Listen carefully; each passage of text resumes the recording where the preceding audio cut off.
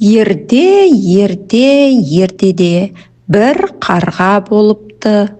Ол бір күні бір кесек ірімшік тауып алып, соны тұмсығына қыстырып, биік ағаштың басына қонады.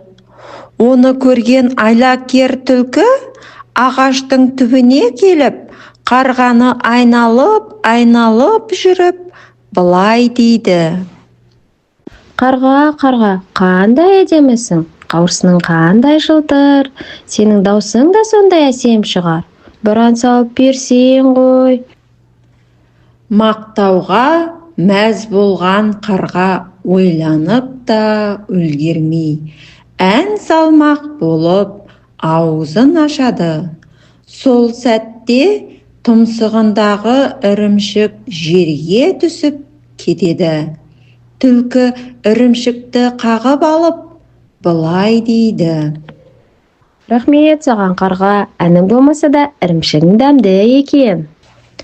Ал қарға болса, аңқаулығына өкініп, ағаштың басында қала береді.